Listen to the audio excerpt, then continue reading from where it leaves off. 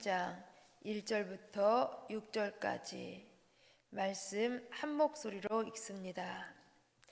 형제 사랑하기를 계속하고 손님 대접하기를 잊지 말라. 이로써 부지 중에 천사들을 대접한 이들이 있었느니라. 너희도 함께 갇힌 것 같이 갇힌 자를 생각하고 너희도 몸을 가졌은즉 학대받는 자를 생각하라. 모든 사람은 결혼을 귀히 여기고 침소를 더럽히지 않게 하라. 음행하는 자들과 간음하는 자들을 하나님이 심판하시리라. 돈을 사랑하지 말고 있는 바를 족한 줄로 알라. 그가 친히 말씀하시기를 내가 결코 너희를 버리지 아니하고 너희를 떠나지 아니하리라 하셨느니라.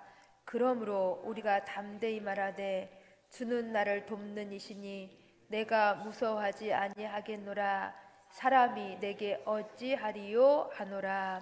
아멘. 히브리서 마지막 장에 이르렀습니다.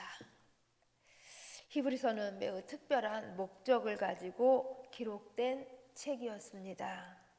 신앙 때문에 박해를 받고 신앙 때문에 재산을 빼앗기고 사회에서 배척을 당함으로 너무 힘들어서 다시 옛 생활로 돌아가려고 하는 믿음이 흔들리는 성도들을 격려하기 위해서 기록된 책이었습니다. 그래서 예수 그리스도의 우월성을 강조하면서 예수님을 믿는 이 믿음에서 흔들리지 말고 계속 신앙으로 달려갈 것을 강조하였습니다. 특히 히브리서 11장은 믿음장이라고 불릴 만큼 많은 믿음의 사람들을 소개해 주면서 의인은 믿음으로 산다라는 이 사실을 강조해 주었습니다. 그러면서 히브리서 12장에서는 인내로서 우리 앞에 당한 경주를 하자면서 믿음의 길을 끝까지 지켜줄 것을 당부했습니다. 그리고 이제 오늘 13장에 와서는 그렇다면 믿음의 사람은 어떻게 살아가야 할 것인지 믿음의 삶에 대해서 가르쳐 주고 있습니다. 믿음의 사람은 어떻게 살아가야 하는지 우리는 오늘 말씀 속에서 이제 그 중에 세 가지로만 이제 살펴보고자 합니다. 첫째, 1절 말씀에서 형제 사랑하기를 계속하라고 말씀해 주고 있습니다. 우리는 여기서 히브리서가 강조하는 것이 믿음과 더불어서 사랑임을 알 수가 있습니다. 사랑하기를 계속하라는 것입니다. 계속하라. 이 계속하라 이것이 사랑에 있어서 중요하다는 것입니다. 그런데 사실 이 사랑은 시작하는 것보다도 계속하는 것이 더 어려움을 우리는 많이 느끼고 있습니다. 왜냐하면 우리 함께 서로 신앙생활하면서 오해가 생기기도 하고 또 상처를 받기도 하면서 우리는 갈등하며 서로 마음이 멀어질 때가 있습니다. 그러면서 사랑하기가 매우 어렵다라는 것을 느낀다라는 것입니다. 그런데 성경은 오늘 말씀은 사랑을 멈추지 말고 계속하라고 말씀하고 계십니다. 계속하여 사랑하는 것이 믿음의 삶이라는 것입니다. 두 번째, 손님 대접을 말씀하고 있습니다. 환대해 주라는 것입니다. 우리 함께 2절 말씀 같이 읽습니다. 2절입니다. 손님 대접하기를 잊지 말라. 이로써 부지 중에 천사들을 대접한 이들이 있었느니라. 아멘. 당시에는 여행자가 많았습니다. 그런데 지금처럼 이렇게 호텔이나 또한 숙박업소가 많지가 않았습니다. 그래서 성도들이 자기 집으로 나그네들을 초대해서 식사와 잠자리를 제공해 주었습니다. 나그네들을 자기 집에서 대접해 주었다라는 것입니다.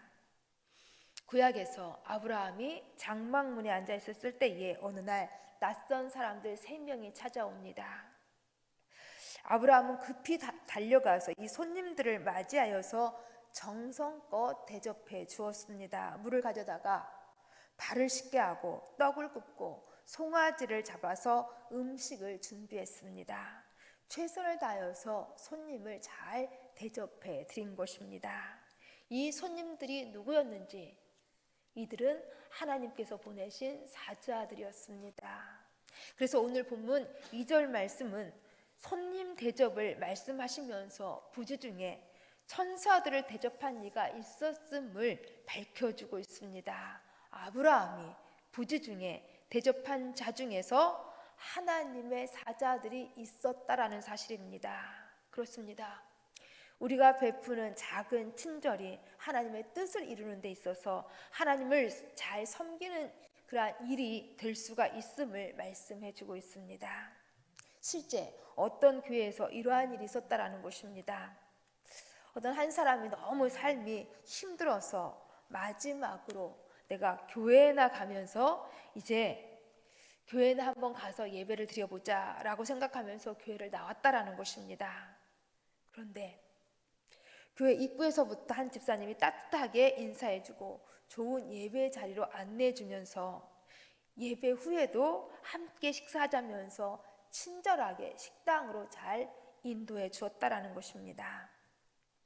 이러한 때에 이 사람은 너무나도 좋고 감사여서 그날 한 번만 교회에 나온 것이 아니라 계속하여서 교회를 나오면서 마침내는 예수님을 영접하게 되었다라는 것입니다. 한 집사님의 환대 때문에 한 영혼이 살아나는, 한 영혼을 살리는 통로가 되었던 것입니다. 손님 대접하기를 잊지 말라. 우리는 손님 대접을 거창하게 생각할 수가 있습니다. 그러나 우리가 할 수 있는 그 범위만큼만 하시면 되는 것입니다. 혹 처음 교회에 나오신 분이 계시면 다가가서 친절하게 인사해 주는 것입니다. 혼자 있는 외로운 사람 함께 식사해 주는 것입니다. 또 힘들어하는 이웃 이제 같이 만나면서 그 이야기를 들어주는 것입니다. 이러한 우리의 작은 친절, 이러한 우리의 작은 대접을 통하여서 하나님의 사랑이 세상에 나타나는 것입니다. 우리를 통해서도 이러한 하나님의 사랑이 세상에 많이 드러나기를 간절히 소망합니다. 세 번째, 돈을 사랑하지 말 것을 말씀하고 있습니다. 곧 돈을 의지하지 말라라는 것입니다. 우리 함께 5절 말씀 같이 읽습니다. 5절입니다. 돈을 사랑하지 말고 있는 바를 족한 줄로 알라. 그가 친히 말씀하시기를 내가 결코 너희를 버리지 아니하고 너희를 떠나지 아니하리라 하셨느니라. 아멘. 돈을 사랑하지 말고, 이 말씀은 돈 자체를 경계하라는 것이 아니고 돈을 사랑하는 마음을 경계하라는 것입니다. 성경은 돈 자체를 죄라고 하지는 않았습니다. 그러나 돈이 사람의 마음의 그 중심이 되는 것을 경고하고 있는 것입니다. 돈이 사람의 마음의 중심이 되면 하나님보다 그 돈을 더 의지하게 되기 때문인 것입니다. 결코 하나님보다 돈을 더 의지하지 말라라는 것입니다. 우리 예수님께서도 말씀하셨습니다. 너희가 하나님과 재물을 겸하여 섬길 수 없느니라 라고 말씀하십니다. 우리가 섬겨야 할 대상, 우리가 의지할 대상은 결코 돈이 아니라 하나님이신 것입니다. 하나님을 더 의지하라는 것입니다. 돈은 우리가 사랑해야 할 대상이 아니라 있는 바를 족한 줄로 알라라고 말씀하고 있습니다. 세상은 돈을 더 가져야 행복하다고 말합니다. 세상은 돈을 더 많이 모아야 안전하다고 가르칩니다. 돈을 더 많이 높이 쌓아 놓아야 만족이 있다라고 말한다라는 것입니다. 그러나 성경은 있는 바를 족한 줄로 알라라고 말씀하고 있습니다. 족함은, 만족은 결코 돈의 소의 양에서 나오는 것이 아니기 때문인 것입니다. 족함은, 만족은, 안전은 하나님과의 동행에 있는 것입니다. 그러기에 오늘 본문 말씀은 하나님께서 이렇게 말씀하십니다. 내가 결코 너희를 버리지 아니하고 너희를 떠나지 아니하리라 라고 말씀하십니다. 이 말씀 하나님께서 여호와에게 주신 말씀으로 내가 모세에게 함께 있었던 것 같이 너와 함께 있을 것이라 라고 말씀하십니다. 정말 하나님께서는 여호수아와 동행하시면서 여호수아를 절대로 버리지 아니하시고 절대로 떠나지 아니하시고 함께해 주셨습니다. 바로 여기에 여호수아의 안전이, 여호수아의 이김이, 여호수아의 만족이 있었던 것입니다. 마찬가지로 우리도 하나님과의 동행에 우리의 만족이, 우리의 안전이 있는 것입니다. 우리 하나님께서는 우리의 모든 상황과 우리의 모든 형편에 상관없이 항상 우리와 함께 하시면서 동행하십니다. 사도 바울이 고백한 것이 이것입니다. 나는 비천에 처할 줄도 알고 나는 풍부에 처할 줄도 알고 어떠한 형편에든지 자족하기를 배웠노라. 나는 자족하기를 배웠노라 라고 말씀하십니다. 바울은 하나님과의 동행에 있어서 하나님과 함께 하셨기 때문에 비천도 풍부도 더 나아가서 어떠한 상황에서도 괜찮았던 것입니다. 그렇습니다. 믿음의 사람은 하나님과의 동행에 있어서 하나님을 의지하면서 만족이, 자족이 있는 것입니다. 이처럼 오늘 말씀은 형제의 사랑을 계속하면서 손님을 잘 대접해주고 돈을 의지하지 말고 하나님을 의지하면서 살 것을 말씀하고 있습니다. 이렇게 살아가는 사람들에게 하나님께서 은혜를 주시는 데에 어떠한 은혜를 주시는지 우리 함께 6절 말씀 같이 읽습니다. 그러므로 우리가 담대히 말하되 주는 나를 돕는 이시니 내가 무서워하지 아니하겠노라. 사람이 내게 어찌하리요 하노라. 아멘. 주는 나를 돕는 이시니 내가 무서워하지 아니하겠노라. 사람이 내게 어찌하리요. 하나님께서 이처럼 믿음으로 살아가는 사람들에게 이러한 담대한 고백을 하게 하십니다. 주는 나를 돕는 이시니, 여기 돕는다라는 말은 하나님께서 곁에서 우리 가까이에서 우리를 실제로 돕는다라는 것입니다. 하나님께서는 다윗 가까이에서 다윗을 도우셨습니다. 그래서 사울의 손에서 숨겨주시고 그 힘든 삶을 견디게 하시고 또 많은 전쟁 속에서 보호하시고 이기게 하셨습니다. 그러게 다윗이 고백한 것이 참 많이 있는데 그 중에 하나가 이것입니다. 여호와는 나의 목자시니 내가 부족함이 없으리로다. 하나님께서 다윗이 부족함을 못 느낄 정도로 섬세하게 도우셨다라는 것입니다. 또 두 번째, 내가 무서워하지 아니하겠노라. 도우시는 이 주님 때문에 두렵지 않다라는 것입니다. 사실 세상에는 우리가 두려워할 것들이 많이 있습니다. 건강에 대한 두려움, 물질에 대한 두려움, 전쟁에 대한 두려움, 앞날에 대한, 미래에 대한 두려움 등 참 두려워할 것들이 많이 있습니다. 그러나 믿음의 사람은 하나님을 인하여서 이러한 두려움을 이길 수 있다라는 것입니다. 내가 무서워하지 아니하겠노라. 그러게 시편 27편 1절도 우리 가운데 선포해주고 있습니다. 여호와는 나의 빛이요 나의 구원이시니 내가 누구를 두려워하리요. 여호와는 내 생명의 능력이시니 내가 누구를 무서워하리요. 하나님으로 말미암아 무섭지 않다라는 것입니다.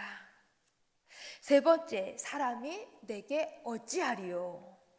사람이 사실 우리를 어렵게 할 때가, 힘들게 할 때가 참 많이 있습니다. 그러나 그 사람도 우리를 무너뜨릴 수 없다라는 것입니다. 왜냐하면 하나님께서 우리를 위해 주시기 때문인 것입니다. 로마서 8장 31절이 말씀하고 있습니다. 하나님이 우리를 위하시면 누가 우리를 대적하리요. 그렇습니다. 하나님이 우리를 위해 주시면, 하나님이 우리의 편이 되어 주시면 어떠한 사람도 어떠한 문제도 결국 우리를 무너뜨릴 수 없는 것입니다.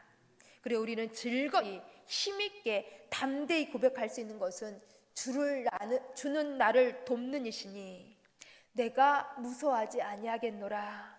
사람이 내게 어찌하리요. 우리는 하나님으로 말미암아 넉넉하게 이길 수 있습니다. 우리는 하나님으로 말미암아 넉넉하게 어떠한 문제도 감당할 수가 있습니다. 하나님이 도우시고 하나님이 우리를 위해 주시고 하나님이 우리를 위하여 싸워주심으로 우리는 이길 수가 있는 것입니다. 이러한 담대한 은혜의 고백 가운데 늘 하나님을 기쁘시게 하면서 살아가실 수 있기를 간절히 소망합니다. 기도하시겠습니다. 참 좋으신 아버지 하나님, 우리를 도와주시니 우리를 위해 주시니 우리가 무너지지 않게 함께 하시니 감사함을 드립니다. 그러게 우리 하나님께서 말씀하신 대로 형제 사랑하기를 계속하면서 손님 대접을 잘하면서 하나님의 뜻을 이루어드리며 돈보다 하나님을 더 의지하면서 하나님과의 동행 속에서 우리 자족하면서 하나님께 영광 돌리며 살아갈 수 있도록 도와주옵소서. 오늘 주일 예배가 이 감격과 이 고백으로 우리 하나님 앞에서 영과 진리로 예배할 수 있도록 도와주옵소서. 예수님 이름으로 기도합니다. 아멘.